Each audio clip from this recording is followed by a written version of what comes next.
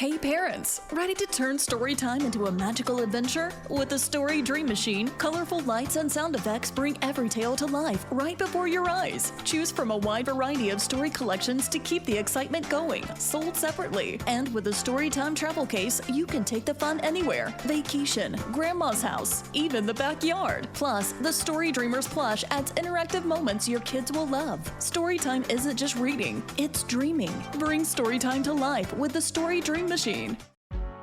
New school year, new routines, and somehow your calendar is already full. When life gets hectic, Cauliflower's got your back. We make the food you crave made better for you, like thin and crispy cauliflower crust pizzas, all-natural chicken tenders, and nostalgic pizza snacks, ready in minutes in something the whole family can agree on. Cauliflower is available in freezer aisles nationwide. Visit eatcauliflower.com to find a store near you.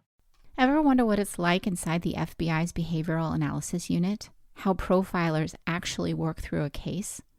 I'm Julia Cowley. I'm a retired FBI profiler, and I host The Consult, Real FBI Profilers.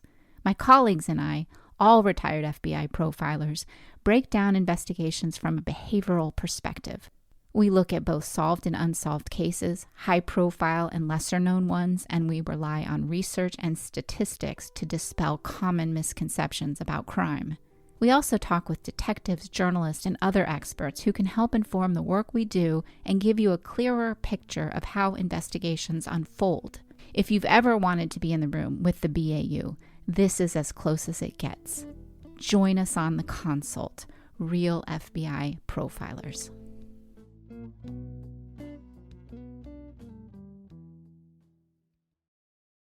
You're listening to Missing Persons, brought to you by AbJack Entertainment. Be sure to check out some of the other great true crime podcasts from this network, including The Murder in My Family, DNA ID, Zodiac Speaking, Scene of the Crime, Beyond Bizarre True Crime, Campus Killings, and Killer Communications.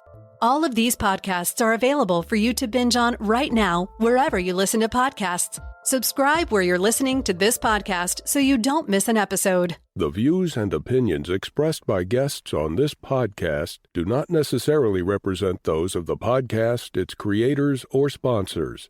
This episode may contain unsettling or disturbing subject matter. Listener discretion is advised.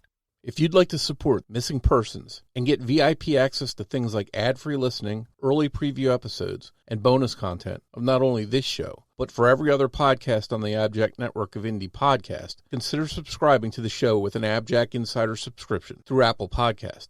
For only $4.99 a month or $49.99 a year, you'll unlock a variety of listener benefits, and you'll be supporting the show in the process. Your support is greatly appreciated.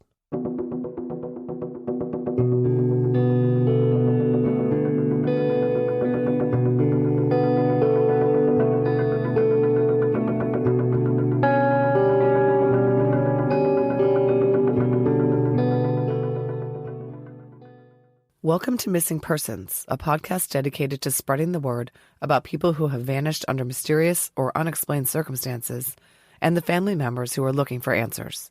I'm Jess Betancourt. And I'm Mike Morford. Together, we created this podcast to help give a voice to people who continue to search for their missing loved ones. In some cases, even after decades have gone by.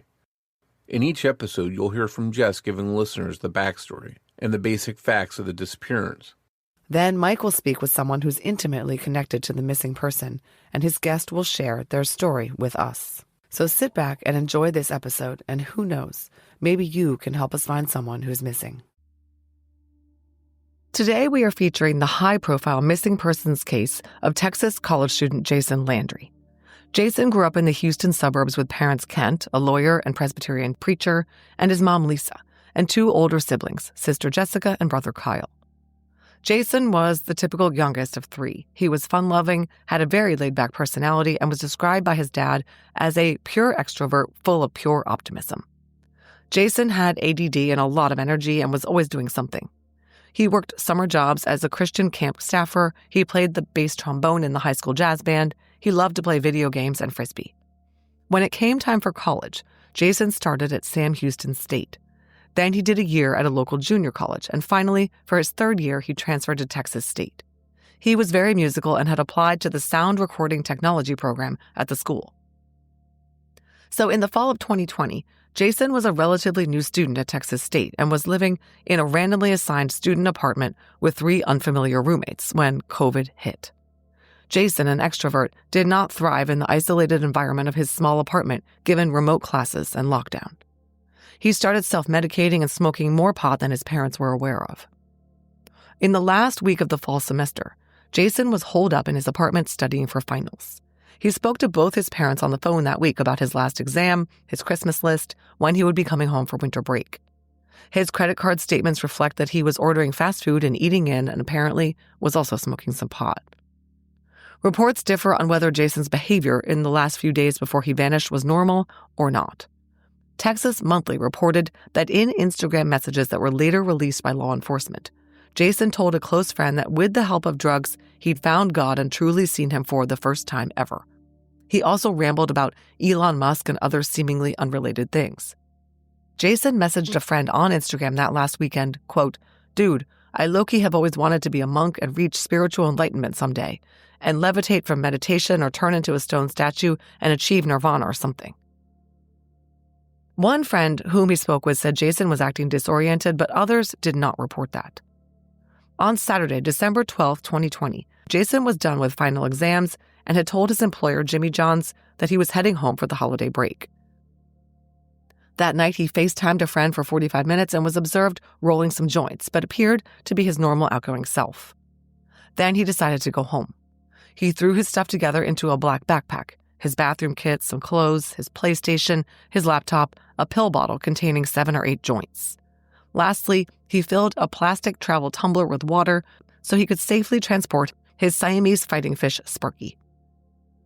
At 10:55 p.m., Jason got into his 2003 Nissan Altima to drive the 165 miles to Missouri City via Highway 80 to the junction with I-10 in Luling that would take him home. He programmed his home address into Waze, as he had only made the drive twice before and never at night. Texas Monthly reported that on his drive, Jason chatted on the phone with a friend and was behaving normally. When he got to the small community of Luling at 11:24, Jason minimized Waze on his phone.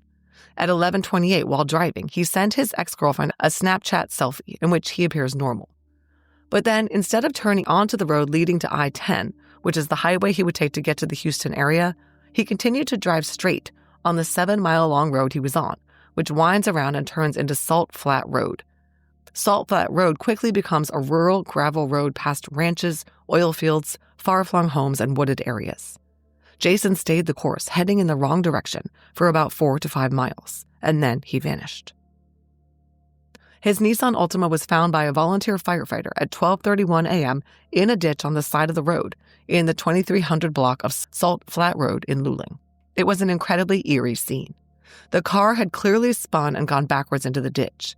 It came to a stop facing the wrong direction and wedged up against an oak tree, the branches of which had broken the rear window. The driver's side door was pinned up next to a barbed wire fence. The car was turned off, but the keys dangled from the ignition and the headlights illuminated the night. Damage to the car's body, primarily in the front and rear, indicated a single-car accident. No evidence of a collision with another vehicle was detected. The Caldwell County Sheriff's Office investigators believed it was a single-vehicle crash in which Jason overcorrected on the dark, winding dirt and gravel roadway, clipped the rear driver's side corner on the tree, spun out, and crashed backwards into the ditch, hitting the tree and the fence. But that didn't explain everything. First responders who arrived at 1:15 a.m. found Jason's black backpack 900 feet from the Altima, on the side of the road. Jason's belongings were still inside, his laptop, wallet, the pillbox full of joints. On the ground, propped up on the side of the road, was the plastic container his fish traveled in, Sparky still inside. Jason's toiletries bag was next to the fish. All these things were outside the vehicle, but Jason's cell phone was still in the car, wedged between the center console and driver's seat. It had working cell service. The Landrys received a phone call from the police in Luling around 2 a.m. saying they had found the car registered to them and some of Jason's things, but there was no sign of Jason. Kent got in the car to drive to Luling. By the time he arrived at the scene before 6 a.m., Jason's car had been towed, and no officers from the Texas Department of Public Safety or the San Marcos PD remained on site. there had been no attempt to preserve the scene. Kent had had to get directions from the towing company to find the location. Not only that, not even a cursory search of the area had been done. Kent found the clothes Jason had been wearing that evening, according to his selfies. His red t-shirt, black Nike shorts, sandals, wristwatch, SpongeBob-themed socks, and slides, placed in little piles along the roadway. He also found a pair of men's gray underwear with a small bloodstain on the waistband and a baseball hat. It was a super cold and windy night in central Texas, with temperatures dropping into the mid-30s. Yet it appeared Jason was walking around the dark, cold night in the nude. Kent also saw the backpack, fish, and toiletries bag sitting on the edge of the roadway. Kent decided to start filming. His phone captured the scene in video of his son's things abandoned in a very specific manner. And then Kent went into town and started asking why the police were not looking for his son. Jason's mom, Lisa, brother Kyle, and sister Jessica also arrived and started to look for Jason. Investigators had been able to put together a timeline for Jason's last hour. At 11:05 p.m., he was driving toward home on Highway 80. At 11:24 p.m., he continued on Highway 80 into Luling. He minimized Waze at 11:24 so he could send a snap to his ex-girlfriend, which he did at 11:28. Then he continued through the intersection at Hackberry Street where Highway 80 becomes Austin Street. He continued on Austin Street to the intersection with US 183, also known as Magnolia Avenue, where he should have turned onto the highway. Instead, he continued straight through that intersection, continuing onto East Austin and then onto Spruce Street, which turns into Salt Flat Road. Several miles down the road, he crashed.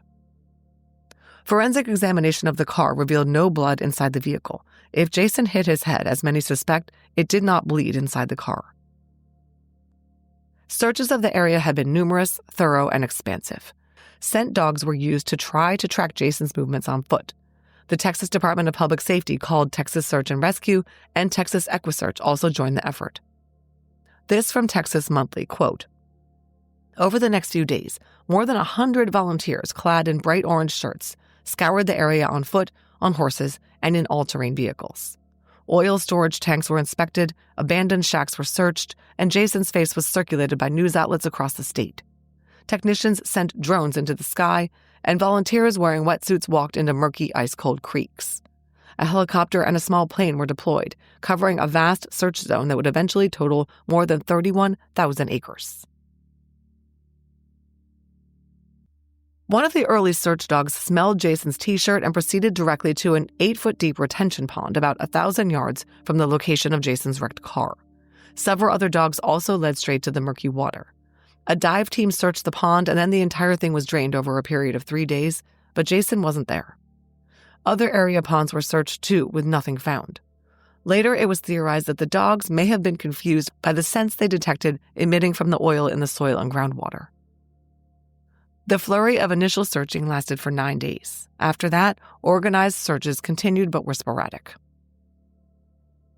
The area surrounding Jason's accident scene was hazardous, to say the least. Active and abandoned oil fields meant barbed wire, pits, rusted structures, and an estimated 1,000 open oil wells. The terrain has been described as hilly, rocky, littered with ravines, ponds, and crevices, and densely wooded. Broken fences, rocks, thorn bushes, and thick brush all combined to make a very inhospitable environment for a naked, barefoot young man. It wasn't possible that he had gotten very far, yet they could not find him. In February 2022, Caldwell County authorities requested assistance from the Office of the Texas Attorney General's Cold Case and Missing Persons Unit, who has worked and reviewed the case since that time.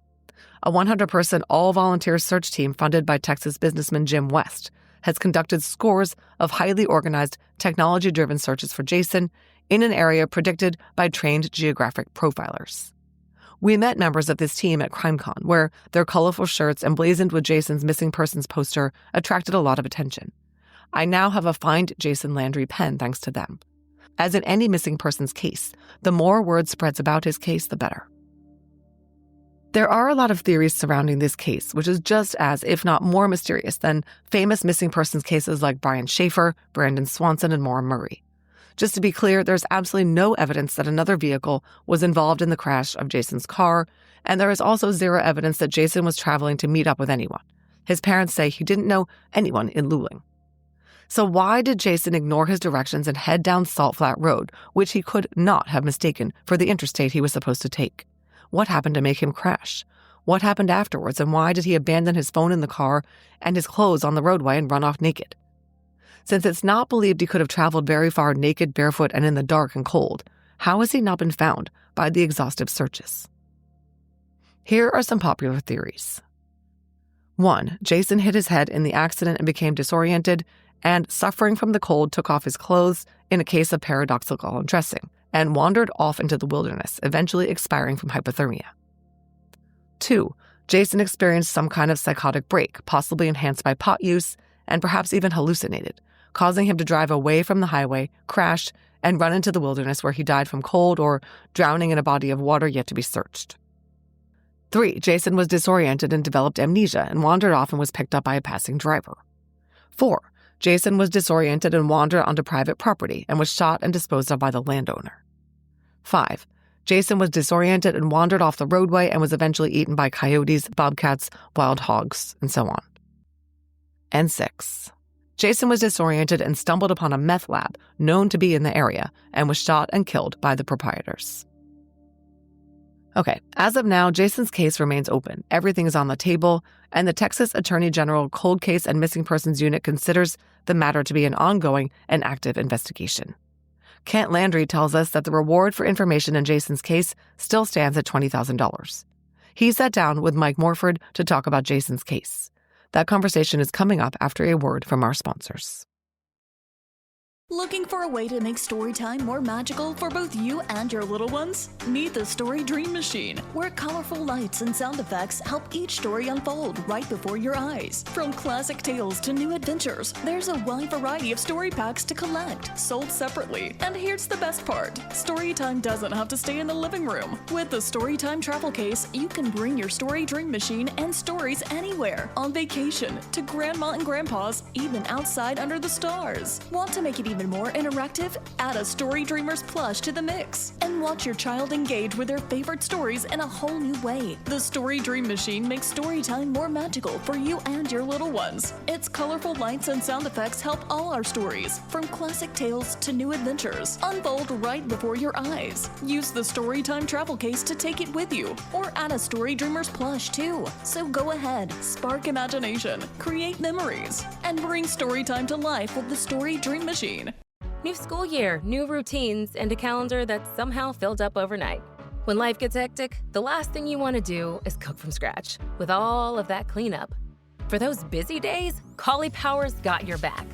Caulipower makes the food you crave, but made better for you. The best part? You don't have to sacrifice taste or time, so you can honor your cravings without compromising.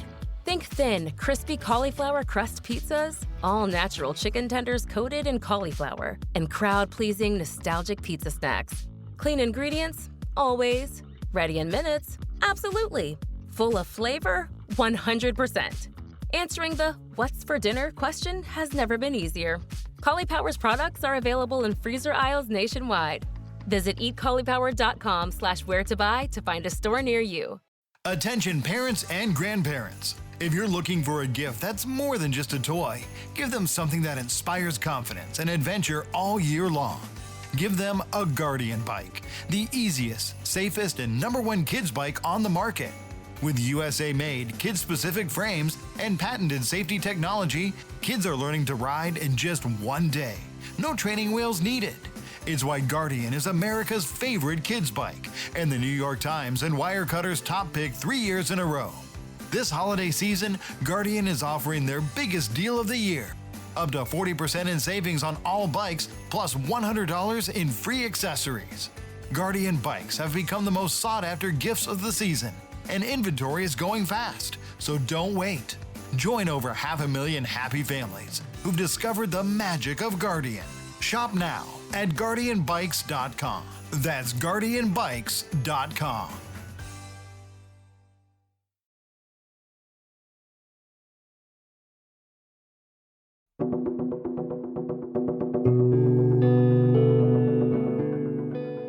I want to thank Kent Landry for coming on to discuss his son Jason's case with us. Thank you so much for being here today. Glad to be here. Thank you for making time. Yeah, this is a sort of a high profile case. I know it's been covered on a lot of podcasts, TV shows, magazines. And despite all of that attention, here you are, your family's still seeking answers. As a father myself, I can't imagine how frustrating and heartbreaking that is for you and your family to not know what happened and what's going on. How are you dealing with this for the past 5 years? Well,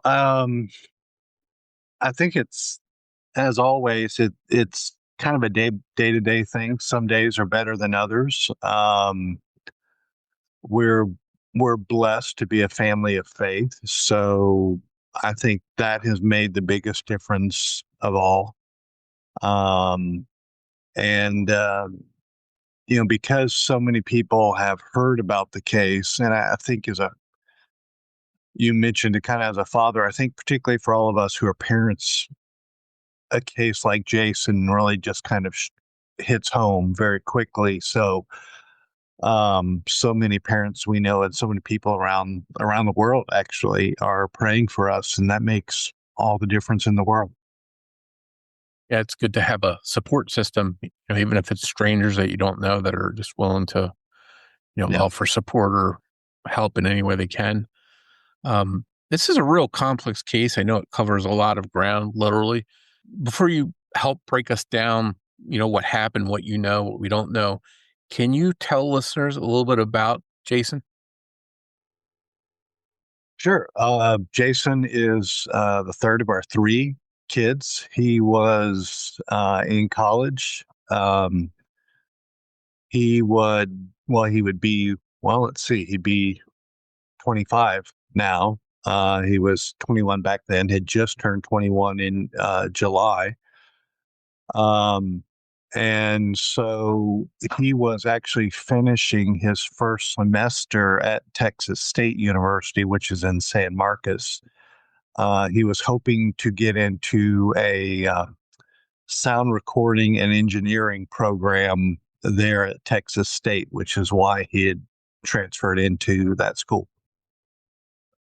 And how did he like school for the portion that he was there? You know, I guess being ADD, school is always um, could be a challenge, particularly things where you just have to sit and memorize and sit in class all day type of thing. That was never Jason's favorite. He liked the things where he could get up and do, and I think he had kind of that artistic bent and nature. So things where he could, whether it be music or otherwise, things that he could participate in as opposed to just sit there and memorize or regurgitate or something like that. So I think school was, I'd probably say hit or miss. Sometimes when he was kind of in the zone and concentrating, he could knock it out of the park. Most of the time, though, it was much more challenging. Now, you had mentioned, it's a tight knit home, your religious background. When Jason left for college, did he change at all as far as you could tell? Maybe the way he interacted, or when you talked to him, did you feel anything was different that he was at college? You mean in general? So this would actually have been so he did a year at Sam Houston State and then came home and did a year working and going to junior college. And so this would have actually been his third year of college. So certainly over those 3 years, as is true from all of us, from leaving home at 18 to the time we're 21, those are uh, pretty strong formative and growth years. And I think for all of us, I think it's fair to say we all changed during that process and growing up. And he was still very much kind of in the middle of that, figuring out what he wanted to do and kind of make choices for himself and really start applying himself in a direction that was self-driven as opposed to externally driven. And was he the type of son that would call home constantly? Did you talk to him often when you couldn't see him? I don't know about. I can say, having had both girls and boys in college, um, at least for in our family, our two boys, uh, Jason was actually much more communicative than his brother by and large. But I think by and large, for adult teenage boys, usually you get very short answers when you connect with them. How'd your day go? Great, that type of thing. But Jason actually, like when he would be home or something like that, I guess the best way to put it would be, when he wanted to talk, he would talk. He wasn't not engaged by any means, but it would be better, we found, to let them initiate the conversation and stuff like that, instead of it always being 20 questions and stuff like that. Because particularly for the boys, I know, and for our daughter too, but they found that very frustrating at that time of life. So we tried to stay in touch, stay connected, and just be patient with communication. And as far as, staying in touch, did he call on a regular basis, or were you able to interact with them while he was away on a regular basis? For us, as a general rule, we we like to touch in with our kids when they're away from school, usually at least once a week, type of thing. Just checking in, make sure everything's going well. Um, when they needed something or it was a particular time, um, we might connect with them more. Like, for example, before he disappeared, so he disappeared on a Sunday night. I think I talked to him before his last final, so that was either Thursday or Friday, and his mom talked to him either Friday or Saturday. Because I talked to him before he took. I talked to him about a test he had upcoming, and a particular test, and his mom talked to him after that test, and talking about whether he was going to do an extracurricular and when he was going to be coming home for Christmas, and talked about a big long Christmas list he had sent and stuff like that. So, because it was kind of finals and all of that, we would kind of touch base with them a little bit more. But by and large, and our kids are away from school, we like to, touch base at least once a week. And that last time that you did speak with him, did he seem like everything was okay? Did anything seem out of the ordinary? No, not really. I mean, nothing seemed out of the ordinary. In terms of, he had been, staying up a lot and trying to finish for school and things like that. He was starting to look forward to Christmas break. And, like, our conversation was just about, trying to finish well and, to stay focused, for the end of finals, and, where his classes were and that kind of thing. I know his mom talked to him about his Christmas list and doing an extra credit assignment type of thing, and whether he was going to do that or not. And I think we had both touched base briefly about when he would be coming home, because for both he and his brother were at different schools, but they were wrapping up finals at around the same time. And we were, when they were going to be coming home before Christmas, and their sister was actually, who had already graduated and had just got married and was working out of state and living out of state. They were going to be coming home for Christmas. So we were trying to, kind of coordinate in three different directions type of thing. Looking for a way to make storytime more magical for both you and your little ones? Meet the Story Dream Machine, where colorful lights and sound effects help each story unfold right before your eyes. From classic tales to new adventures, there's a wide variety of story packs to collect, sold separately. And here's the best part: Storytime doesn't have to stay in the living room. With the Storytime travel case, you can bring your Story Dream Machine and stories anywhere, on vacation, to grandma and grandpa's, even outside under the stars. Want to make it even more interactive? Add a Story Dreamers plush to the mix and watch your child engage with their favorite stories in a whole new way. The Story Dream Machine makes story time more magical for you and your little ones. Its colorful lights and sound effects help all our stories, from classic tales to new adventures, unfold right before your eyes. Use the Storytime travel case to take it with you, or add a Story Dreamers plush too. So go ahead, spark imagination, create memories, and bring storytime to life with the Story Dream Machine. New school year, new routines, and a calendar that's somehow filled up overnight. When life gets hectic, the last thing you want to do is cook from scratch, with all of that cleanup. For those busy days, Power's got your back. Power makes the food you crave, but made better for you. The best part? You don't have to sacrifice taste or time, so you can honor your cravings without compromising. Think thin, crispy cauliflower crust pizzas, all-natural chicken tenders coated in cauliflower, and crowd-pleasing, nostalgic pizza snacks. Clean ingredients? Always. Ready in minutes? Absolutely. Full of flavor? 100%. Answering the "what's for dinner" question has never been easier.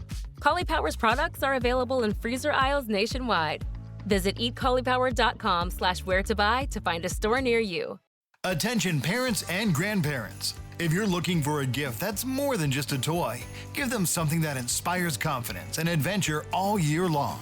Give them a Guardian bike, the easiest, safest, and #1 kids bike on the market.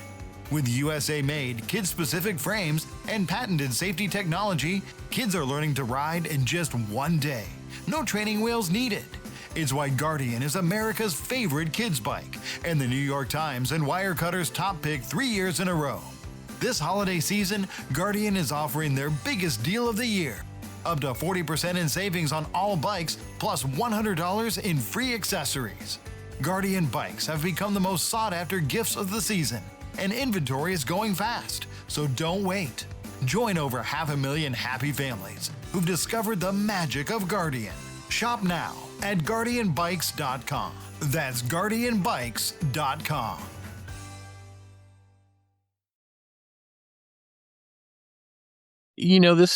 For listeners, just a reminder, this was during the COVID pandemic. Oh, yes. Which was, everybody was affected by that, it seems. And here you've got Jason away from home during this pandemic. How was he with that? How was he handling that, processing that? It was hard. So Jason actually, this was his first semester at Texas State, and he had done potluck apartment for roommates. So the way Texas State has limited dorms, but being his classification, he could do an apartment. And since he didn't really know a lot of people there at Texas State and was new, he just did potluck. At least that's what we call it down here. I'm not sure. But that means, you say, hey, I need a roommate. And like the apartment complex has open slots for, say like his apartment was four roommates, but you could just slot in individually and pay your own rate. So he didn't know his roommates. In fact, one of his roommates didn't come back for COVID. He still was a student, but everything was remote. And two of his other roommates were both, I think they were seniors, and they were both in a fraternity together. So they kind of had a completely different, social life and everything going. So it was very isolating for Jason, kind of showing up. I mean, for all of us, whether we're extroverted or not, and Jason was extroverted for sure. Showing up in a new place without knowing anyone and without having a shared social connection. I think he did 2 weeks, maybe, of classes before they shut down the university and they went all remote. And that was really hard for him. I mean, we talked about that some, and he was trying to push through. In hindsight, and what we know now, sitting here, it was certainly more difficult than we thought it was, and that's one of the things I just kind of carry around and remember and kind of think through is, for COVID for me, and when we all went on lockdown and we had to work remotely, it was a pain to try to figure out work issues remotely. But I was perfectly fine in the house with my wife, and we were cozy and we were okay. You kind of forget how much it impacts people like Jason, who are stuck in a strange place with people they don't know in a single room apartment. It's a lot harder than you think it is, and I think Jason struggled with it. Certainly, in hindsight, we talked about it some, but not. We did not know the. I think in hindsight, the amount of struggle mentally and emotionally he had at that time, and what he was doing and what was going on in his life. And I don't think it's any secret that the COVID crisis caused a lot of depression. Yeah. How was Jason as far as that went?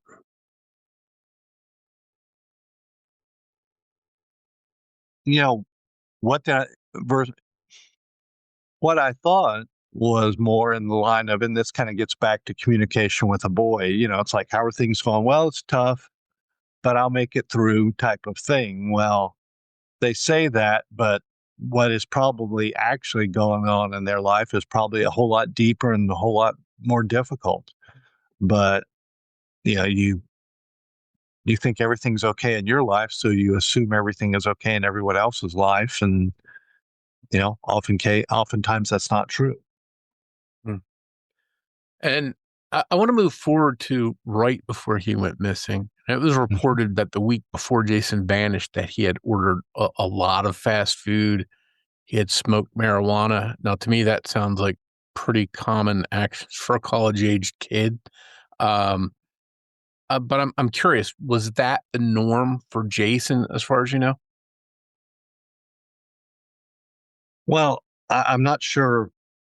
I'm not sure about that particular report, because going through his credit card and stuff like that, he certainly did order DoorDash and whatever.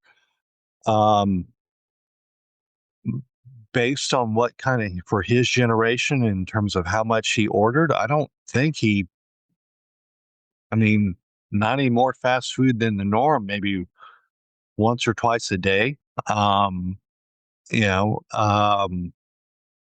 and smoking marijuana. Do we know he was smoking marijuana to that extent, and all the other aspects? No, not by any means. For a college student to smoke marijuana, I those in glass houses shouldn't throw stones, and I'm not going to throw that particular stone for a college kid of that age, type of thing. But I certainly think, and in talking with his friends, he was certainly smoking more than he ever had. I think he had more dabbled in it and used it recreationally. But I do think clearly he was using more than he ever had, with COVID and whatever else was going on. So definitely, I think it's fair to say he was certainly using more than I certainly think was good for him.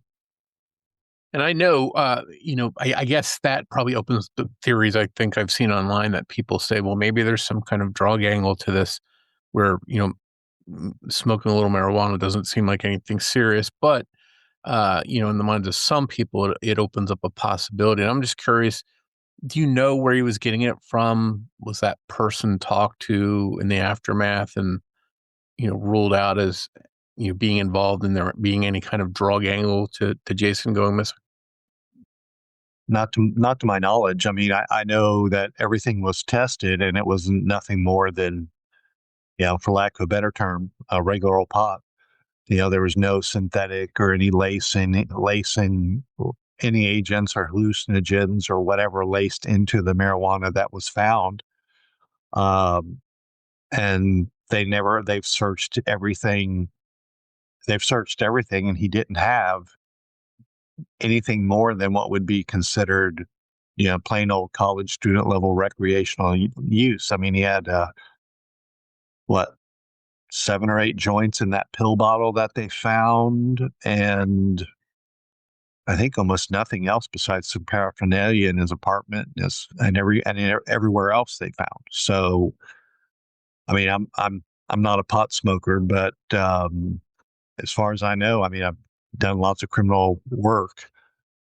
It wouldn't be anything more than just, regular possession, as opposed to anything more than that. As to, who he got it from and that kind of stuff, that would be a question for law enforcement. I don't know the answer to that. Okay. And I think in a case like this, people just start looking for any kind of angle to go down. So I think it's understandable that some people will just seize on that, even though it's, may not be relevant at all to the case. Well, and I know that at some point when Caldwell County Sheriff's Office was still handling the case, there was a time there where they were that was one of the theories I think they threw out was Jason some kind of drug courier and involved in something like that? And, that's been, other law enforcement have looked at that, and there's nothing to that. I mean, I think, in the grand scheme of things, to fairly characterize it, I think you'd say Jason was a college student who smoked pot. And at this particular time with COVID and everything else, he was certainly smoking more than he had previously. And then frankly was good for him. Certainly his dad, I can say, more than I would have ever wanted to have. If I had known how much he was smoking, I would have we would have done something or had some conversations about that, because I don't think it was healthy for him to use it in that way at that amount without sleeping and everything else going on with college. It's just, I mean, everyone can have different opinions. In my opinions, I just don't think it was good for him to be doing that. And how much it contributed to the accident or anything else like that, that's something I think is still open to question and debate. Sure. Now, I know there's been reporting too that Jason was disoriented, maybe not making sense, and in his last calls and Facebook times with friends. And I think I even read one account where a friend recorded their FaceTime with Jason because it was so odd. Is that accurate? And do you have a sense of what was going on if it is accurate? I think it depends on kind of depends on who you talk to, as I understand it. I think there's one guy he knows that he talked to that said all of that about him being out of it and disoriented and messed up, or whatever the language he used. That all came from one person. They also interviewed other people who spoke with Jason contemporaneously.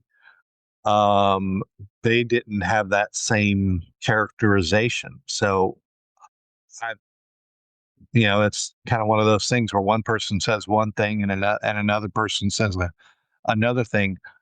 I don't know. But I guess on some level, not just with the drug use, but if he was not sleeping enough, and with college and finals and all-nighters or something to that extent, that's not unknown. Certainly that would be kind of more worrisome in terms of driving home and having the full command of your faculties. Whenever we try to do stuff on short sleep and not eating well and all those kinds of things, it can cause issues for sure. Hmm. And speaking of it, that drive home that he was making, was this a drive that he had made, many times in the past? How familiar was he with that that drive? No, this is, as I said, this was his first semester there. He had come home. Well, at the max, it would have been twice. He came home to vote and came home for Thanksgiving. And this would have been, I think, the third time. And I'm trying to remember, because 2020 was an election year. So that would be what, the first Tuesday in, is it October or November? November. Yep.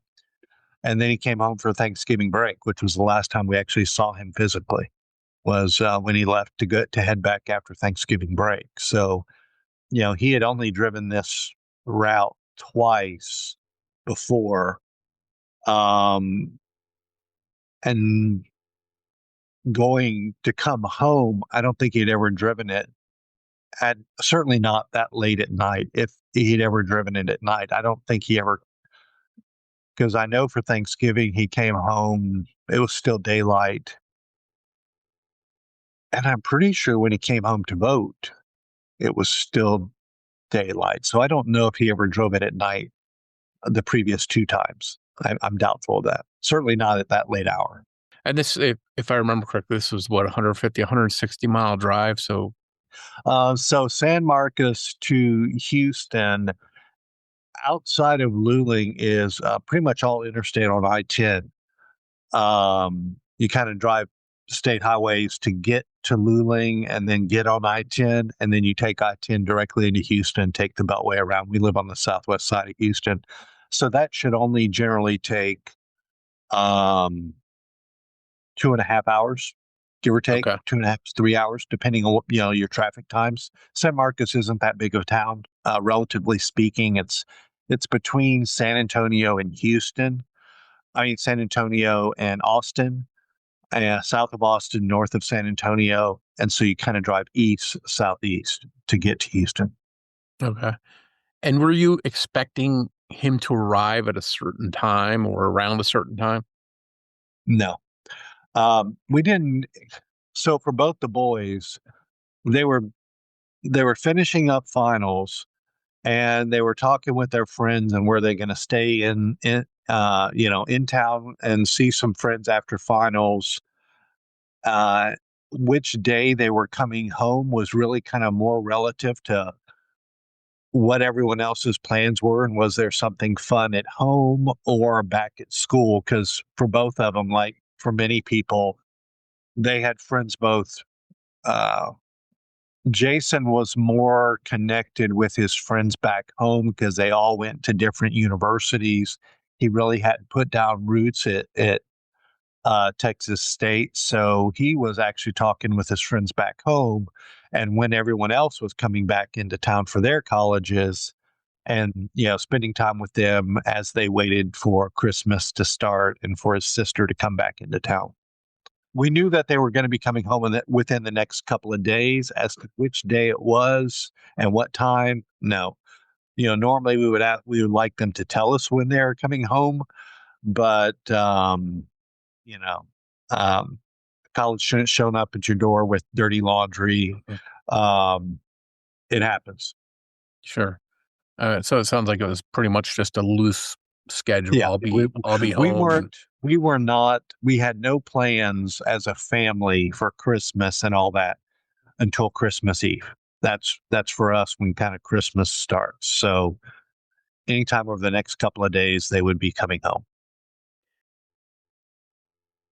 Looking for a way to make story time more magical for both you and your little ones? Meet the Story Dream Machine, where colorful lights and sound effects help each story unfold right before your eyes. From classic tales to new adventures, there's a wide variety of story packs to collect, sold separately. And here's the best part. Storytime doesn't have to stay in the living room. With the Storytime travel case, you can bring your Story Dream Machine and stories anywhere. On vacation, to grandma and grandpa's, even outside under the stars. Want to make it even time and more interactive? Add a Story Dreamers plush to the mix and watch your child engage with their favorite stories in a whole new way. The Story Dream Machine makes story time more magical for you and your little ones. Its colorful lights and sound effects help all our stories, from classic tales to new adventures, unfold right before your eyes. Use the Storytime travel case to take it with you, or add a Story Dreamers plush too. So go ahead, spark imagination, create memories, and bring storytime to life with the Story Dream Machine.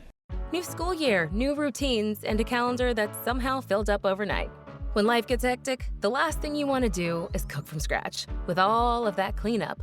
For those busy days, Power's got your back.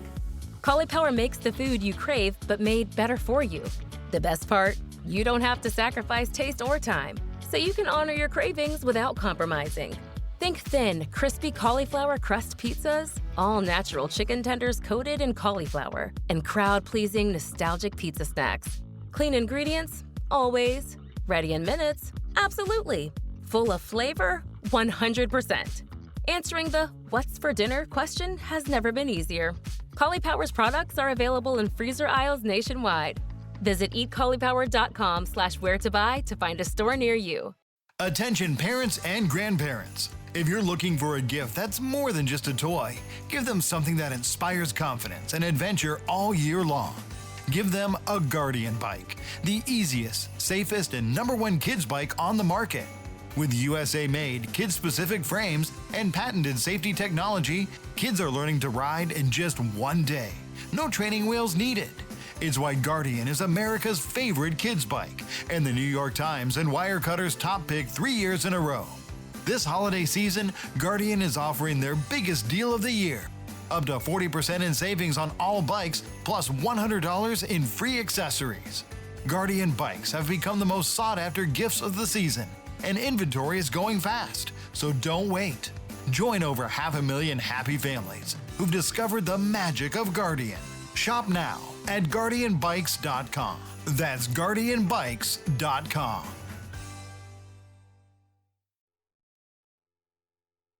So how and when did you and your family become concerned that something was wrong?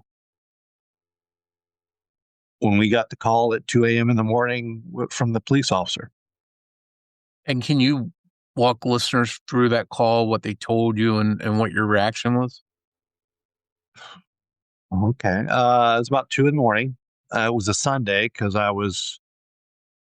we had done church, and I remember going to bed thinking, I'm a pastor, so we're trying to figure out how are we going to do church during COVID? Would we be allowed to have a church service? Could we do one outside?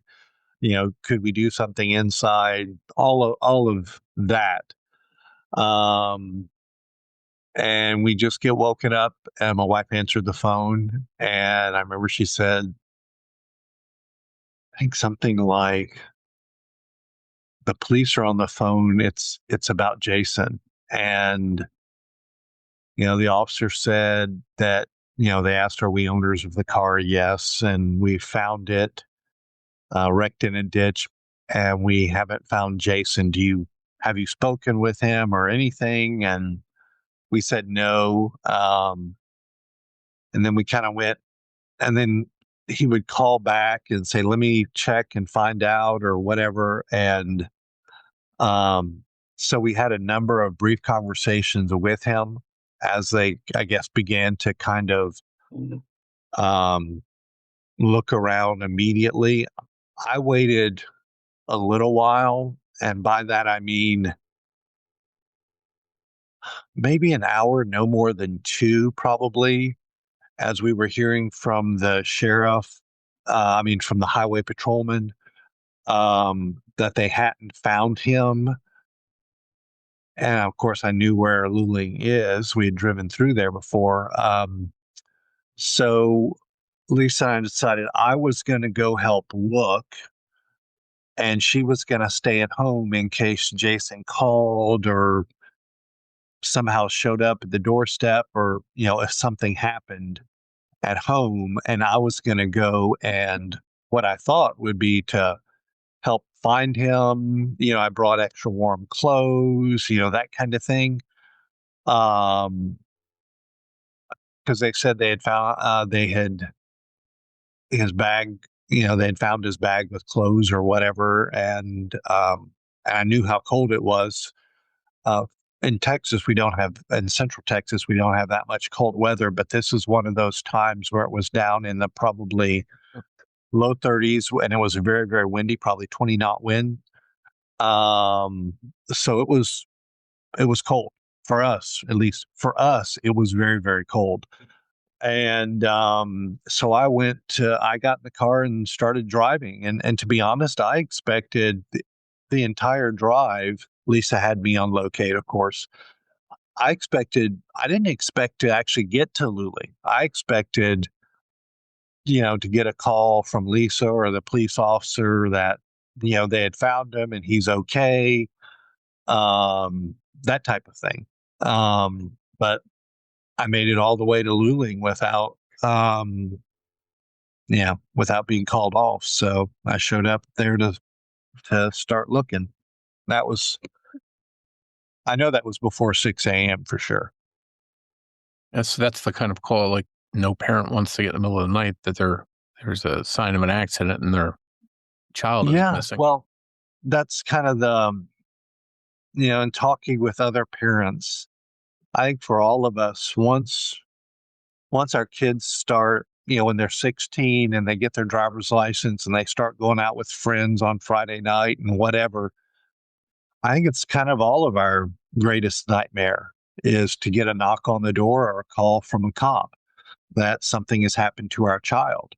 I mean, every time we hear a fire, we hear an ambulance go by or something when our kids are out, we worry. So yeah, it is kind of I think the nightmare for all parents to have it happen. It was beyond surreal for sure. Because you're just like, I can't believe this thing happened to me. This kind of thing happens to other people. Mm-hmm. Now, his car was found in the 2300 block of Salt Flat Road in Luling. Is that an area that he was familiar with, would you say? No, none of us. I mean, Luling's a small town. It's near, it's really just a town you pass through on the way to get to I-10. If you're driving from San Marcos to go to Houston, you go through Luling, you come into town, and there's like a red light, and it's not well lit, and there's not well signed, but you actually take a right in town, go a couple of blocks, go over a railroad track, go to another light, take a left, and that road takes you to I-10, where for those who are in Texas and drive I-10, it's where the Buc-ee's is in Luling. Frankly, that's what we knew about the most of Luling. We'd never stopped in Luling, never eaten in Luling outside of going to the Buc-ee's, kind of outside of town on I-10. And so, no, he wasn't familiar with it, would have no reason to be out there. And so when you arrive on the scene, you see the car, you see this scene. What were your first thoughts on what you found? I knew where the car was because we had like Jason's cell phone. We have like Find My Friends on our cell phones for each other.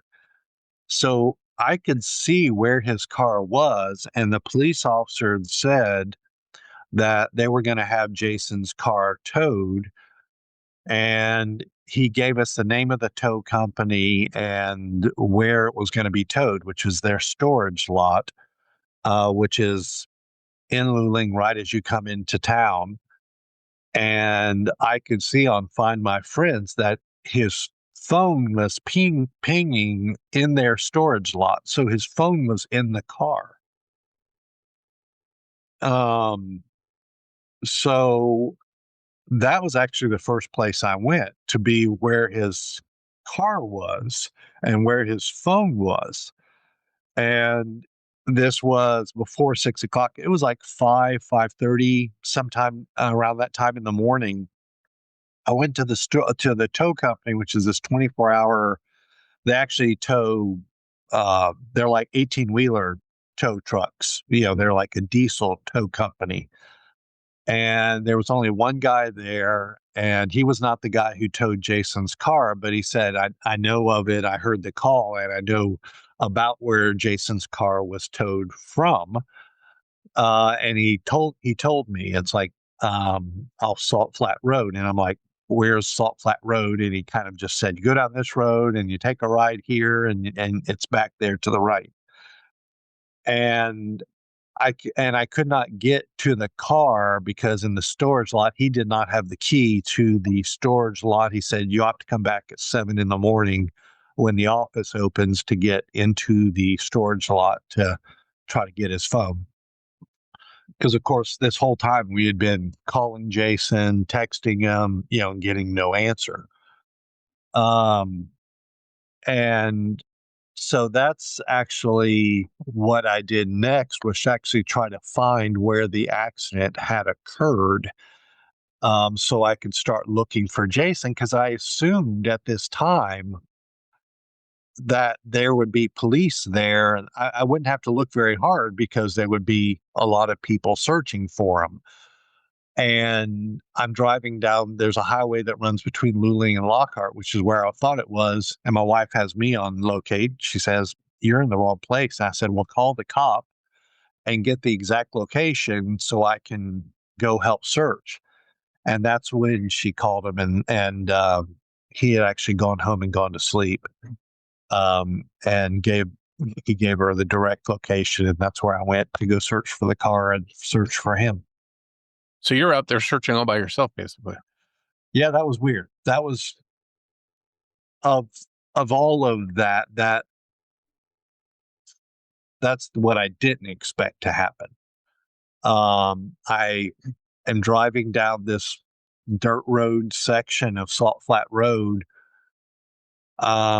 looking for Jason, and driving slow with windows down, stopping and yelling and flashlight, that type of thing, just going down the road. And also that's when I came across his clothes, and where I found the tire tracks where his car went off the road and all of that.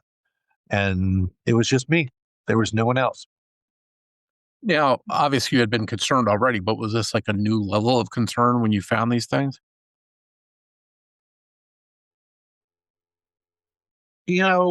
Really wasn't. I was surprised by not finding anybody else searching. It bothered me, but more than anything else, I was so focused. I mean, I thought at any minute I would find Jason. You just can't really describe what it was like, because the whole thing is beyond what you expect. To be searching for your child in a place you've never been, and there's no one else to help, and you're just calling his name, and you just keep hoping right around the bend you'll find him. And I never did. And that's the worst part about it. That's being the only one looking. If there were more people, could we have found him? Was he there? Did I not look hard enough? Was I looking in the wrong place? Did he hear me? Those are the ones that, it doesn't ever leave you. And that's what keeps you up at night. And it's causes a lot of tears. Yeah, I can't imagine that feeling of, Yeah. as you mentioned, going there and seeing nobody out looking for him, because it's not like a car's broke down on the side of the road. There's a clear cut, sign of an accident here, and something's off, yet they chose to just tow the car away and move on with their, go on with their night. It just seems kind of, I don't know, haphazard, not a good procedural way to handle that, because there could be somebody, maybe he's hit his head or something and needs medical attention. You would think they would want to find him. Well, that would be and I mean, I think we all have our bad moments and all that, but if, I don't, that to me is, if you think that there is a drunk, stoned, whatever, fill in the blank, whatever words you want to use, college student, young man without any clothes in freezing weather and high winds who's been in a car accident, might have been hurt. How do you go home and go to bed? Just shouldn't the protocol be to find whoever's out there hurt? Otherwise, I mean, if you need to arrest them for something, then arrest them, but find them, wrap a blanket around them, and go from there. But that's the part that makes the least sense is how how can how can you do nothing? I mean, how can you just, because as I understand it, if you listen to the radio call or whatever, and the body camera or whatever, the basically it's in their opinion, it was a drunk college student who got in a car wreck and must have called a friend and went home. Well, they actually went out to his apartment and got San Marcos PD to go to his apartment, and he wasn't there. So it's not good police work, I don't believe, to just assume all the facts that are not in evidence. This is what I think happened.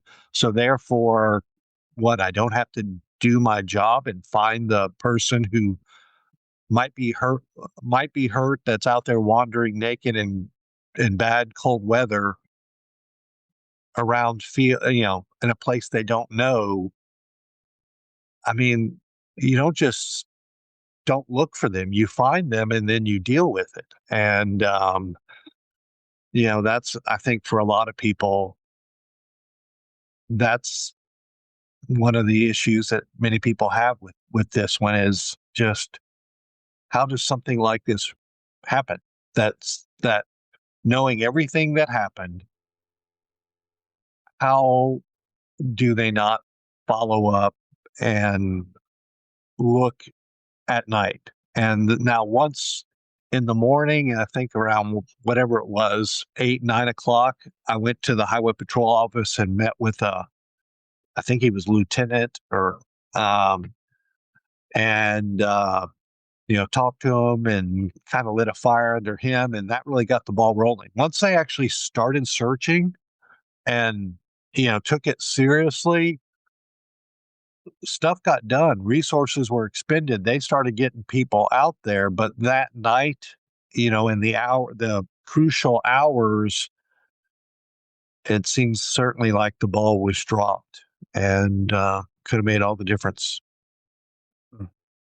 And I obviously, because you weren't there at the scene when the accident was, before the car was towed,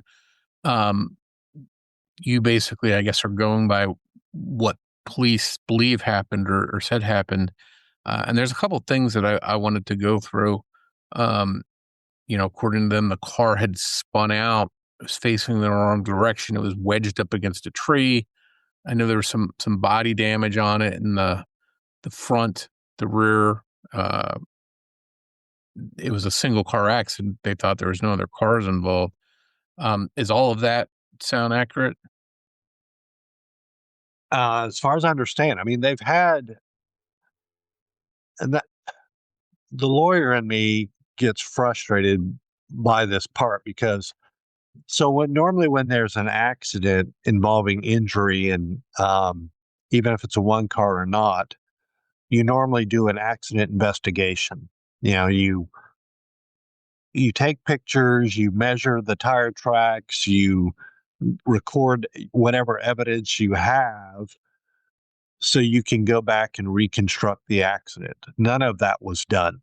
Effectively, all that was done is they called a tow truck out. They yanked the car out of the ditch, which is what I think pulled the back bumper actually off the car, even though the tow company says that was not them. But if you look at the pictures, there's only one picture of the car actually at the scene of the accident. And that was not ever taken by law enforcement. That was actually taken by the volunteer firefighter on his cell phone when he found the car.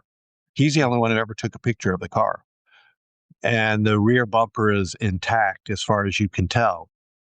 But I think all that they did is they hooked up this diesel, 18-wheeler tow truck and just yanked the thing out, and that probably wrenched the bumper out. And a lot of people keep looking at that back bumper, which is now stuck through the back window of the car, thinking that it was rear-ended by another car. To my knowledge, they've done more than once, they've gone through the entire car and looked for paint chips and scrapes and scratches from other vehicles, and there's none to be found, to my knowledge. I know a couple other details. They said that the car was turned off, but the keys were in ignition, the headlights were still on, and the passenger door was locked, but the driver's door was open. And when they say the driver's door was open, does that mean it was unlocked, or was it literally wide open? It couldn't have been wide open because the driver's side was actually up against a barbed wire fence, because the trees were actually along the fence line that the car came to a rest with, up against on the driver's side. So probably what happened is Jason, assuming it was Jason, was driving. That car normally, if you just start the car and you start driving, the doors will lock automatically. And if he got out and we tried to get out of the car, he must have just pushed the door open, the driver's side door open against the barbed wire, because you can see the scrapes on the door in the storage lot of the barbed wire, where he probably just pushed it against the barbed wire and kind of scooted out along the side of the car. And probably that's where he there's a little pinprick of blood that was found on the back waistband of his underwear. Probably that's just where he came up against some barbed wire and it just nicked his skin, would be my guess. Because it's a little, we're talking like the head of an eraser of a pencil type little pinprick of blood on the waistband of his underwear is the only blood they found. And kind of scooted along the driver's side so he could get out and start walking with his backpack. So that would probably be how he exited the vehicle. I don't think he climbed out through the broken window that tree branches had gone and broken the back window, because the car actually slid down the embankment of the ditch backwards. And there's some oak tree. It's an oak tree. I think it's oak. That overhangs and that is grown up along the fence line and actually overhangs across the ditch. And as the car slid down backwards, it actually hit the tree branches and broke out the back window. But I don't think he climbed out the back window. I think he just scooted out along the driver's side. And that's where the scrapes on the paint come from. Hey, Ryan Reynolds here for Mint Mobile. One of the perks about having 4 kids that you know about is actually getting a direct line to the big man up north. Mm-hmm. And this year, he wants you to know the best gift that you can give someone is the gift of Mint Mobile's unlimited wireless for $15 a month. Now, you don't even need to wrap it. Give it a try at mintmobile.com/switch. Upfront payment of $45 for 3-month plan equivalent to $15 per month required. New customer offer for first 3 months only. Speed slow after 35 gigabytes if network's busy. Taxes and fees extra. See mintmobile.com. Looking for a way to make story time more magical for both you and your little ones? Meet the Story Dream Machine, where colorful lights and sound effects help each story unfold right before your eyes. From classic tales to new adventures, there's a wide variety of story packs to collect, sold separately. And here's the best part. Story time doesn't have to stay in the living room. With the Story Time travel case, you can bring your Story Dream Machine and stories anywhere, on vacation, to grandma and grandpa's, even outside under the stars. Want to make it even even more interactive? Add a Story Dreamers plush to the mix and watch your child engage with their favorite stories in a whole new way. The Story Dream Machine makes story time more magical for you and your little ones. Its colorful lights and sound effects help all our stories, from classic tales to new adventures, unfold right before your eyes. Use the Storytime travel case to take it with you, or add a Story Dreamers plush too. So go ahead, spark imagination, create memories, and bring storytime to life with the Story Dream Machine. Attention parents and grandparents. If you're looking for a gift that's more than just a toy, give them something that inspires confidence and adventure all year long. Give them a Guardian bike, the easiest, safest, and #1 kids bike on the market. With USA-made, kid-specific frames and patented safety technology, kids are learning to ride in just one day. No training wheels needed. It's why Guardian is America's favorite kids bike and the New York Times and Wirecutter's top pick 3 years in a row. This holiday season, Guardian is offering their biggest deal of the year. Up to 40% in savings on all bikes, plus $100 in free accessories. Guardian bikes have become the most sought-after gifts of the season, and inventory is going fast, so don't wait. Join over 500,000 happy families who've discovered the magic of Guardian. Shop now at GuardianBikes.com. That's GuardianBikes.com.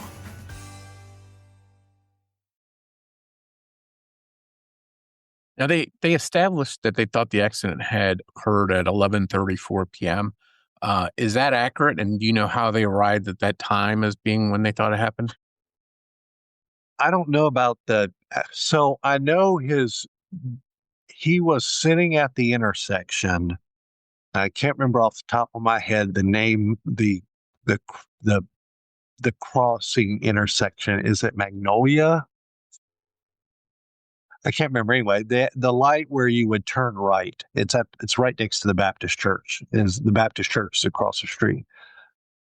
If you went straight through that intersection instead of turning right and kept following the road, it would turn into Salt Flat Road. If you started at 11:30 at night, I think that's when his cell phone went. When Waze went into the background, when he opened Snapchat and then Waze went into the background, that's the last time we have anything from his phone. That was at 11:30 at night. His car was found at 12:30. So on a certain level, this case is actually very precise. 1 hour, what happened between 11:30 and 12:30 along about a 4-mile stretch of road from that intersection to where the car was found. It's about 4 miles, I think.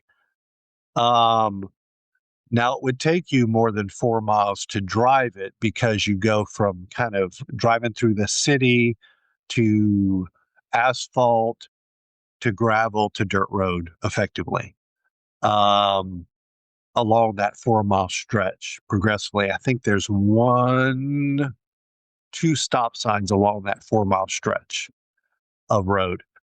But it would take you more than 4 miles. So I don't know if that's how they just guessed how long it would take. But if you're driving it at night,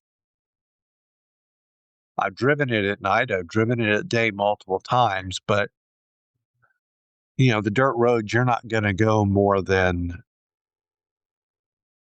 you could go 50 miles an hour if you're crazy, but most people probably wouldn't. Most people would probably drive that more at 30 or 40, depending. So it would take you longer than that. I don't know how the car doesn't have a, like my current car and your current car probably have the computer chip that tells you exactly when it made impact and all that kind of stuff. This was a 2003 Nissan Stanza. Nissan Altima. It didn't have that kind of computer chip. So there's nothing from the car for sure. My guess is they're guesstimating approximate time because it had to happen before 12:30 and the car engine wasn't that warm. So I'm guessing they're pretty much guessing on time, I would think. And I didn't ask you this before, but this area where this accident happened, is it within sight of any buildings, houses, anything at all?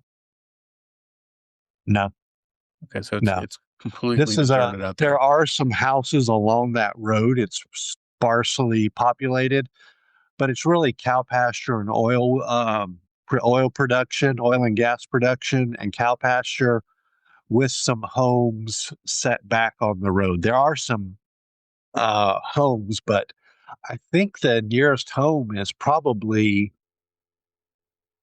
I'd guess, a mile and a half, 2 miles to the nearest home. Near there is um, a house, but it's not occupied. It's used actually as a off-season hunting cabin type thing, and for oil workers to stay overnight, maybe. Okay. And you had talked a little bit about the backpack and uh, joints that were found, that kind of stuff. Some of his belongings were obviously found. His toiletries, his backpack was 900 feet from the car. His wallet, laptop, all that kind of stuff was found. But one of the weird, interesting things that I thought was found was his pet fish, Sparky, that he had brought with him in a little tank or something, a little something to hold. No, I mean, he had it's not exactly like this one, but it was just so he has a fish tank here, a fish tank at home. Mhm. I mean, his apartment, and he's coming home for Christmas break, so he's not going to leave his fish there to die. He always, whenever, like, he did it for Thanksgiving, his fish is his pet. It's a little betta fish, little male solo betta fish.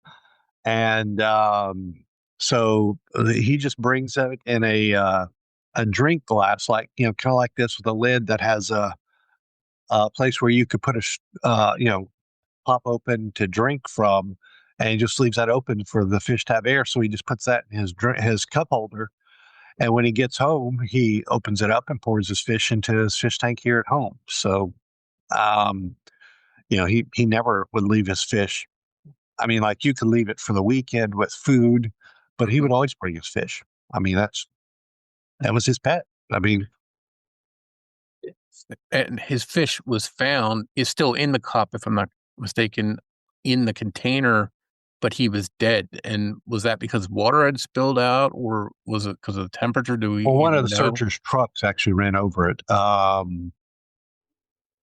don't know. I saw I mean, where his toiletry bag is, by where I think I found his clothes, his toiletry bag, where his fish was. I found all that.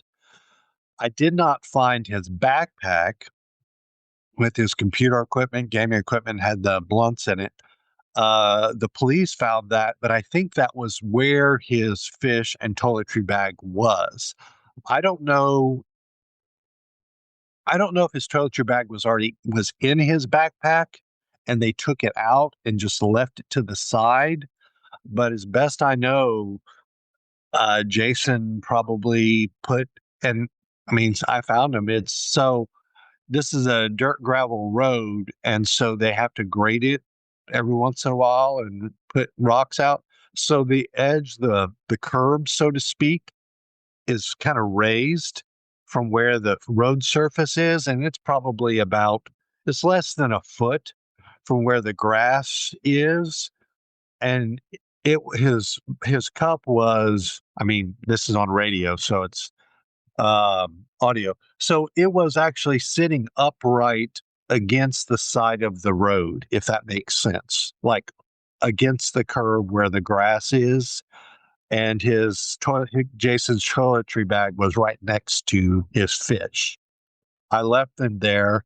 I did not see. It was dark when I saw it. When I found the clothes, it was just now getting light. I saw the fish and the toiletry bag. You can see it in the video if I remember correctly. But I left them there. I picked up the clothes because it was in the middle of the road. But I left the other things there because, your general rule, if it might be evidence, like I said, I guess I'm naive to think they're still going to try to process it for evidence or whatever. You don't pick up and move evidence unless you need to get it out of the way or something like that. And it was safely there. So I left it there and had told them where it was. And, you know, I know what happened. One of the searchers' trucks pulled up next to it. And as far as I know, ran over the glass with the fish in it and all that. And the reason I asked is because if Jason put that much thought into caring for his fish to bring it with him, you know, if he walked away from the car for whatever reason, you think he might bring the fish with him to wherever he's going to continue to take care of it. So it was just an odd thing that stood out to me. And that's one of the things, if you just try to think through like evidence and indicators, if people say, you know, was Jason ever out there? Well, only Jason would care about the fish to carry it away and not leave it in the freezing night in the car. That would be like Jason would be I'm going to go get help and I'm going to bring my fish with me because he cared about his fish. And I think whether he was injured or hypothermic or what it might be, that as he started walking, you know, left his backpack with his wallet and all of his items and he left everything. There was nothing left but Jason and his skin at that, you know, after he took off his clothes and left his items. You know what? I can't, you know, some people say, was he forced at gunpoint to do that? I don't know. I can't imagine anyone other than Jason caring enough to carry his fish away. Mm-hmm. I mean, you know, I don't know. Well, you just said something that was interesting to me. You mentioned, you know, if he had hypothermia. I know it was cold, probably in the 30s that night. And can you refresh my memory? What time did the firefighter find the car? 12:30 in the morning. Okay. 12:30 a.m. And the accident presumably happened at 11:30. So after 11:30, however long it would have taken to travel that. So, and I know some people say that when you know, have hypothermia, one of the symptoms you have is to remove your clothes sometimes. And I know some people online have theorized that maybe that's why he took off his clothes. I don't know. Maybe you've looked into it or maybe you've talked with people. How long does hypothermia take? And, you know, would he have been better off to sit inside his car if it was really that cold? You know, have you thought about any of that? Well, yeah, I mean, that's one of the things and depends on who you ask and the particulars. I think it was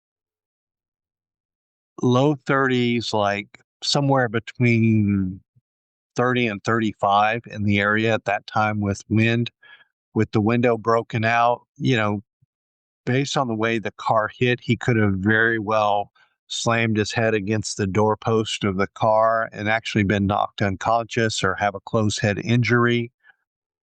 Could that have led to him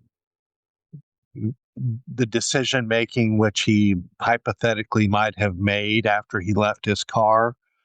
I think could have contributed to it and could have caused him, you know, to maybe undress or walk off and die, or I don't know. But you know, I've read and heard about paradoxical undressing. Is that what happened? Well, if it wasn't paradoxical undressing, what was it? You know, some people might theorize that he was, I don't know, trying to run away or something like that, but I don't think that fits Jason's personality or whatever, but you know, if it wasn't paradoxical undressing, what was it that caused him to take off the clothes that he was apparently wearing? Because he was wearing that clothes earlier that day. We know that from the phone calls he made. So you know, that's one possible explanation of what could cause him to do that, or a head injury or something else. And you know, we may not know the answer to that. And I'm curious, what made you decide to document, record everything that you came across? Was it because you felt it was going to be important, or did you feel that it was, mainly because you thought the police hadn't done a proper job initially? No, well, I'm a lawyer, and I mean, it's a, I didn't move the fish or the toiletry bag because you don't move or touch evidence if you can at all help it. And I don't know whether it's evidence or not, but in my mind, I mean, I'm not thinking necessarily that a crime occurs, but just an investigation of what happened. I don't. I guess that's just how I process things. Um, Kind of why I expected to find police because I've been to many investigation scenes, but I tried to videotape it just to record it to show what I found, where I found it, and kind of the the as much I guess as I don't know if it was as much to record it, but just everything that I have found since there was no one else looking or investigating. I guess I'm I hadn't really thought about why did I do it, but I just felt like it needed to be recorded and in case something needed to come of it, I did the best I can to what I found, when I found it, and in what condition. Um, whether it be the tire tracks that I saw or the clothes and stuff I found on the road. I don't know. It's to put myself back in. On one level, it's incredibly easy to go back 4.5 years ago. On another level, it's whenever you ask yourself, why did I do the things I did? It's hard to reconstruct sometimes. It's just it felt right at the time to record it. Um, and so I did. Mm. And in a case like this, it seems like it made sense and it was a good move on your part to do that. Yeah, it was. Yeah, it's still so surreal to me to put myself back there looking for him and still just seeing his clothes laying there on the road, just abandoned. And just to think that, the cops literally drove over them and by them. And they knew that they were there because on the police body cam, the volunteer firefighters pointing them out on the road.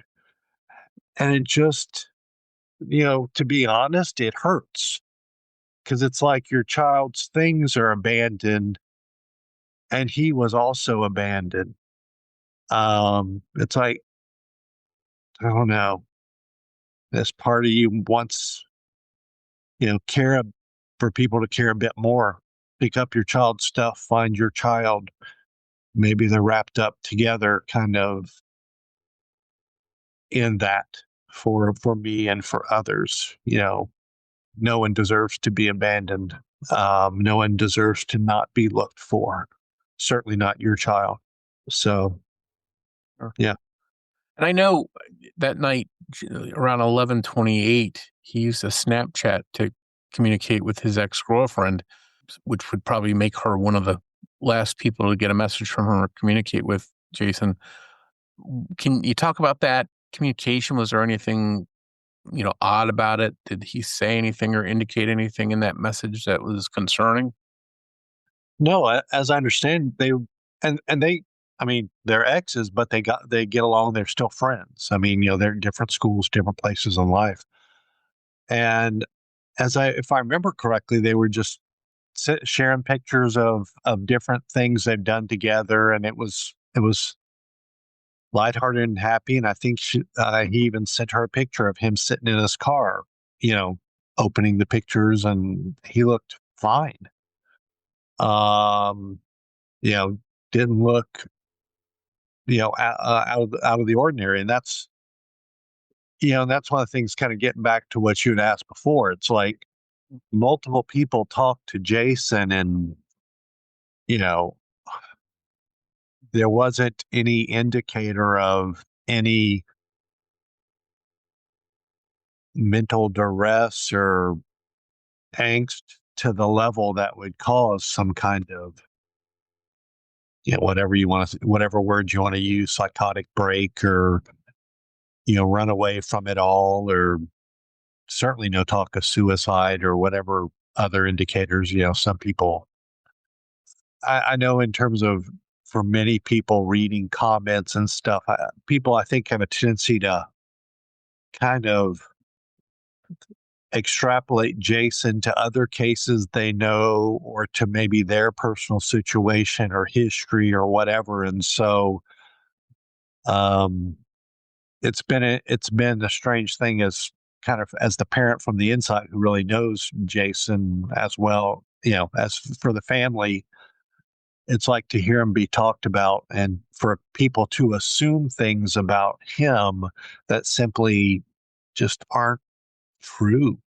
But that's kind of part of the nature, I guess, true crime community, is people theorize a lot, and a lot of it's based on other cases or their own situations or whatnot. So,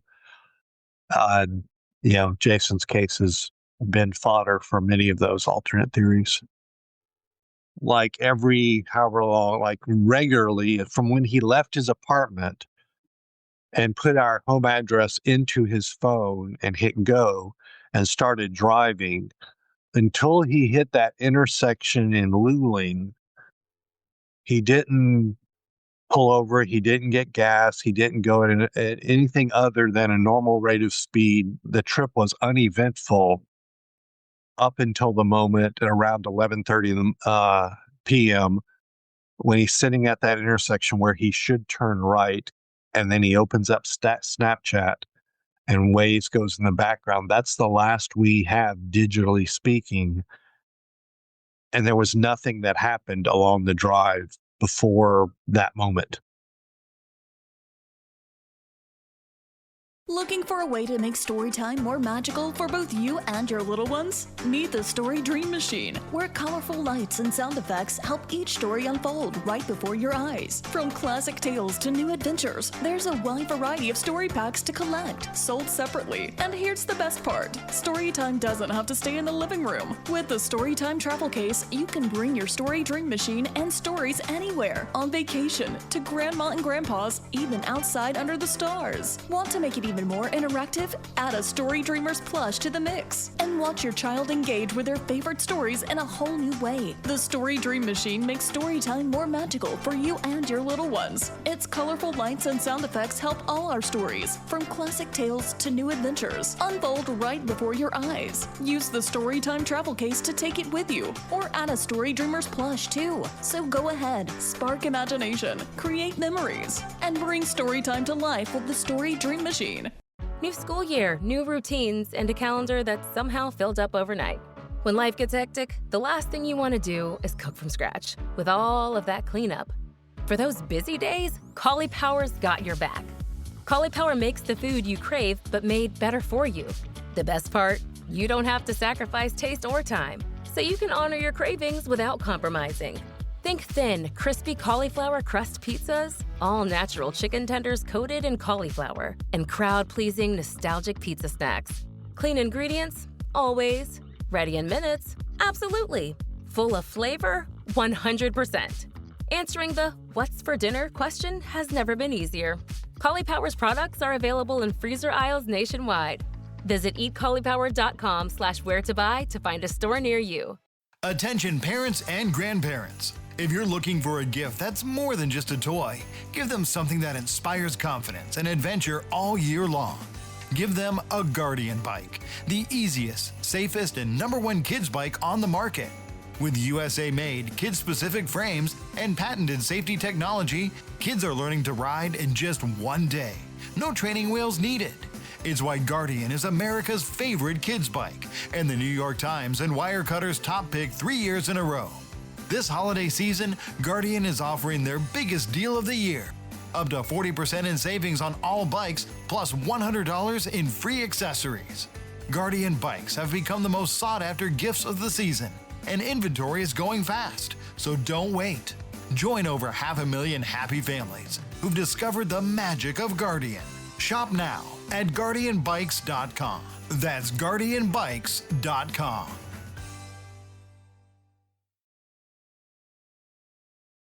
So I want to talk about some searches that were done because there's been numerous and thorough searches.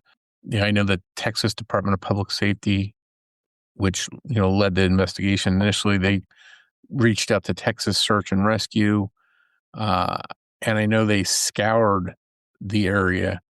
I know there were dogs brought in, scent detecting dogs for days. I'm curious, what, if anything, did they find? Can you talk about that? Well,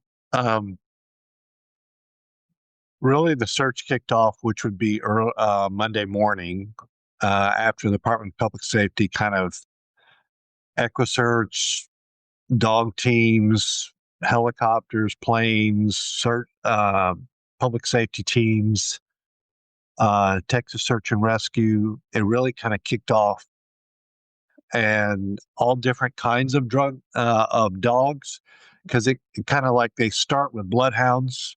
Just off the top of my head, they brought in bloodhounds from the prison system to do live tracking, to everything from cadaver dogs are kind of the last.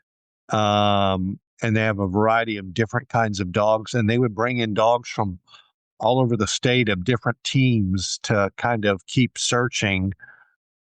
And then they were searching with ATVs, on foot, with horses. They even had plane and helicopter fly over with infrared infrared. What would that be? It would be radar. Thermal Yes. imaging. Yeah. And those, once they got going, it was a lot.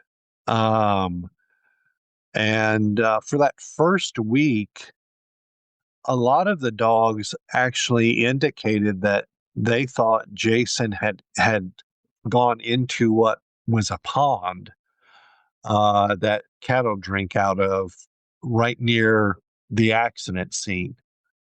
And they actually ended up draining that pond, thinking that actually he had gone into that and drowned. And that was really the first week. They had searches going on all around it, but that's kind of what we kind of thought what it was. The truth was Jason was going to be found in that pond, and of course he wasn't. That's got to be tough, just waiting to see if there's any results and not having any clues on It's the most terrible thing. I would not want it on any parent. Well, here we are today when the hostages got returned to all those families in Israel. But, you're waiting for word. And we were actually, and there's some lovely people in Luling, some of the nicest people we've ever met. There's some incredibly kind-hearted people. The county judge, I think a county judge or assistant county judge, Hoppy, actually brought his own personal travel trailer near to the scene so we could stay there, because we didn't want to stay in a hotel. We wanted to be there while they were draining the pond. And our family, we were all sitting there waiting for a whole week. And the pond is kind of over a rise, maybe a couple hundred yards from where we were staying. You could hear the pumps going 24 hours a day. And any minute, I expected the search coordinator Sean from Texas Search and Rescue, his black Ram pickup, to come over the rise for him to come over to tell us that they had found Jason. We expected that for the entire week once they started draining the pond. And to live with that weight, just, it's indescribable. And I hope no one else has to live waiting like that. But yet there are so many people that are waiting for, it's kind of like, imagine if you've ever been waiting in an emergency room when someone's having a very serious surgery, like an open heart surgery or something like that, and you're just waiting. And you're waiting for that door to open and the doctor to walk out, and you're trying to read the look on the doctor's face. And imagine that, but it's your baby. And you're not expecting good news no matter what, but at least they found him. It's just the worst. It's just the worst. And yet here we are, let's see what would be today. 1,764 days later. Still waiting. As a parent, I can't even put myself in your shoes to go through that. Never thought we didn't think we'd get through the week. And here we are almost 5 years later. It's an amazing thing. Yeah, it's just, I'm so grateful for all the people who continue to care, who continue to pray, who continue to follow the case. And, we went to CrimeCon where we talked, and then you come and talk with other families. Family talking to them. They've been waiting 45 years. Another family, people have been waiting decades for their loved ones, for news, for anything. So part of me feels like a rookie at this. And then another part of me goes, I can't believe it's been this long. It's certainly something I hope none of the listeners have to ever go through. Yeah. And you hit on a little bit earlier that because this has been such a high profile case, that it's been talked about on sites like Reddit and WebSleuth and other websites. There's people with different theories, putting information out there. Sometimes the information is not accurate. Some people are trying to help, but they're also maybe hurting the case if they put inaccurate information out. I've even seen people posting their theories that he was abducted by aliens. Based on what you know, and maybe you have your own theory, what do you think happened?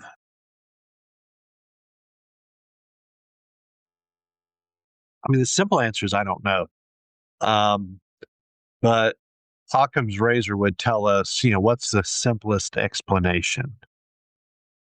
Given like we talked about, like with his fish, only Jason would care about carrying his fish away. I mean, I think he walked away from the accident. Was he hurt? I think he was hurt. Probably had a closed head injury.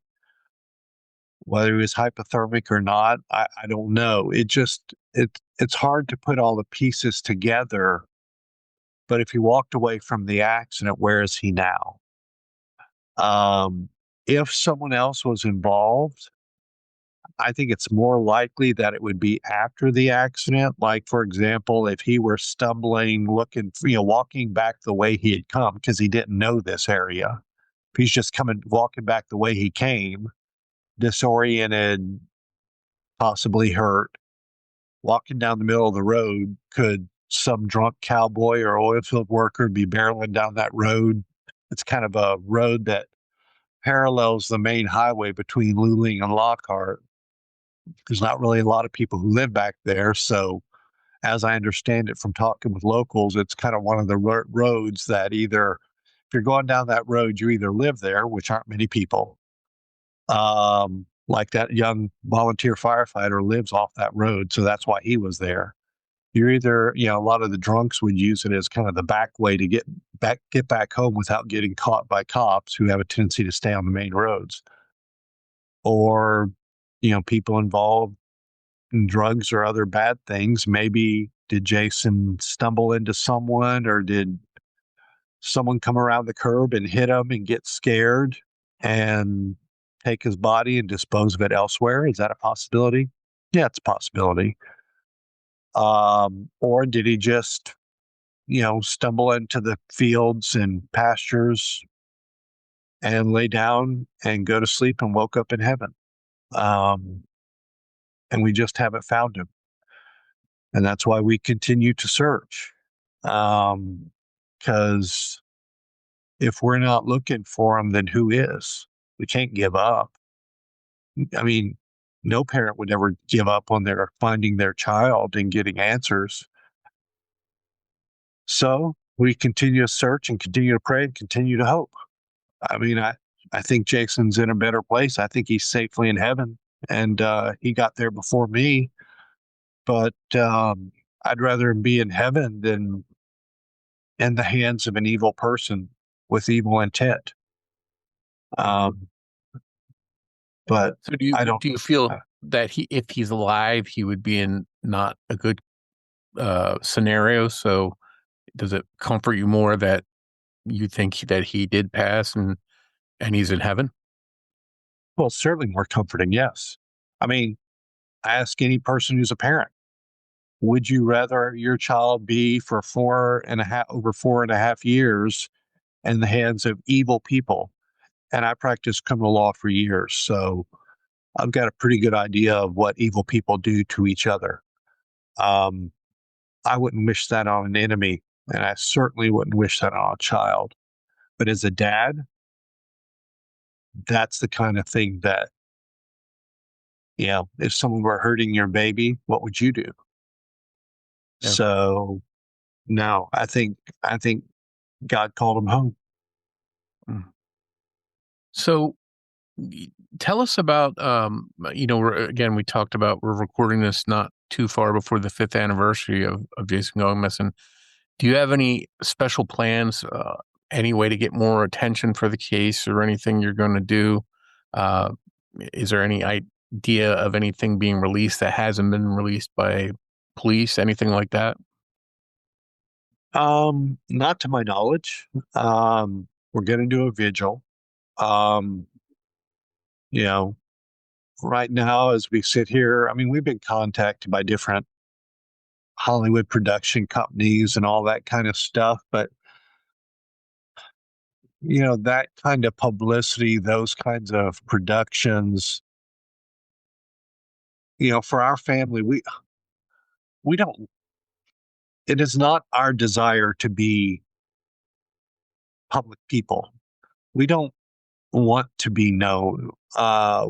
Frankly, we want Jason to be known for who Jason was and is, not just for this case. He was so much more than what most people know.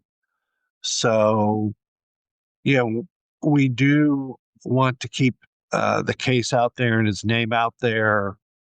We want to keep searching. We want people to keep praying for that he be found for our family. And also, too, as not just for us, but for other families. There are thousands of missing people just like Jason. And for whatever reason, whether it be the nature of his case, whether I think parents connect with our side of the story, and I think young people connect with Jason very much so. So there's that element of it that people resonate with that may not be present in other cases. But we're not just here to represent Jason. I want other people to know of the thousands and thousands of missing people, just like Jason, that are not being talked about. And I want people to realize that there are other babies out there and other parents who are desperate to find out where their babies are. And we're just one of many. I think there are 50,000 people went missing just in Texas, just in my home state in the last year. and you multiply that over the 50 states, that's just way too many. That's just beyond anything we can imagine. So I just want people to be cognizant of people just like Jason and families just like ours, but also if there's anything we've learned, is just don't take life for granted. Don't take your kids for granted. To realize that things like this happen every day and they can happen to you too. So, be protective, be proactive, make good choices, but enjoy the time you have together because you don't know when that time might be over. Yeah, that's sounds like sound advice. And is there a reward being offered in Jason's case? Yes. Right now, I think it's off the top of my head, $20,000. I think we've talked about potentially raising it, but one of the things, whenever you raise the reward, kind of people come out of the woodwork and it makes it really hard for law enforcement. And, I'd raise it tomorrow if I thought that it would help bring an answer. Because if someone does know something, um, why haven't they said anything up until now? And does $10,000 help it? If like the answer was yes, we'd do it in a heartbeat. So yeah, that's one of the things we always talk about is it now time to raise the reward or not? And you can call people if people know something. They can call the Attorney General's office here in Texas, or they can call. There's an anonymous number that they can call. All we want is answers. We just want answers. That's all. Just we want Jason to be brought home so we can begin to put this in our proper place. Because, like I said, I think he's safely in heaven, so he's in a better place than you and me. But we would like to have answers, certainly. Are there any social media or websites that you have set up where people can go learn more about the case or Sure. share a tip with you if they have anything? Yeah, we have a Facebook page, Find Jason Landry at Facebook, and that is kind of a central repository. I think the Jason Landry search team also has a Facebook page and site, and it is one of those things that it's strange to have your child be the subject of so many podcasts and so many different people. There's just elements about this case that I think stick with people and resonate, and people really are interested in, for good or ill. But I think, to be blunt, God is doing something with this case and touching people's hearts, and if it leads to, I remember talking with another young person who was Jason's age that was following this case, and they were going to drive home late at night, and they came up to a gas. They needed gas, and drove up. They're about to turn into this gas station, and it just felt. I think the word she used was, it just felt sketchy. The lighting wasn't good. There wasn't anyone there. It didn't look like it was a place you really wanted to be. And she said that normally she would just stop and get gas, but she thought about Jason, about how bad things can happen to college students just like them.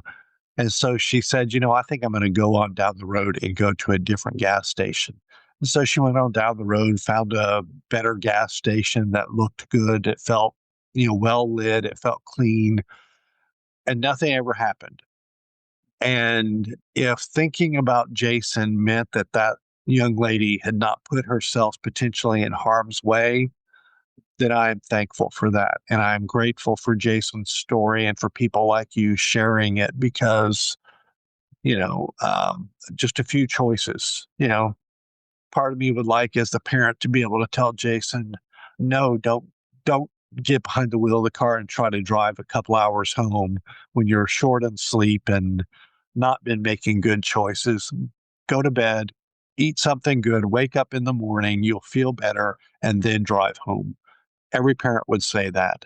But if it means that more young people do that instead of do things like what Jason did, then that potentially could save lives. And I want college kids to come home for the holidays, and I want families to be home together for the holidays, even if it means our family can't be. Yeah. And that sort of would leave a positive thing about his legacy too, helping somebody else through whatever happened to him. Well, Ken, I can't thank you enough for coming on and helping us sort out this case. There's a lot of details, and I hope you're able to get answers. You and your family deserve answers. It's been too long. So thank you again. Thank you. Thank you so much, Mike. We hope you enjoyed this episode of Missing Persons. If you can provide any information to help solve the case we discussed in this episode, please contact the appropriate authorities. If you enjoy this podcast, please take a moment to tell your friends about Missing Persons and invite them to listen to the show. Word of mouth will help us grow and bring these cases to a larger audience. You can also help us by taking a moment to rate and review Missing Persons on the platform you're listening to us now on. If you want to get early and ad-free access to new episodes of Missing Persons and help support the show in the process, please consider a subscription to our Apple Podcast. For only $4.99 a month or $49.99 a year, you'll get early ad-free access to not only this show, but to every other show on the AbJack network of podcasts. You can get started with a free trial by searching for AbJack Entertainment in your Apple app, and we'll include a link in the show notes. If you want to find us on social media, we're on every major platform and on YouTube. Just search for Missing Persons Podcast. We'll include links to all of our social media in our show notes, and you can also visit our website, missingpersonspodcast.com. Finally, if you're in need of a platform to discuss a missing persons case that you're connected to, feel free to reach out to us on our website. We're happy to help. Just a reminder that new episodes of Missing Persons air every other Saturday. On behalf of Jess Betancourt, this is Mike Morford saying thanks, and we'll see you next time on Missing Persons.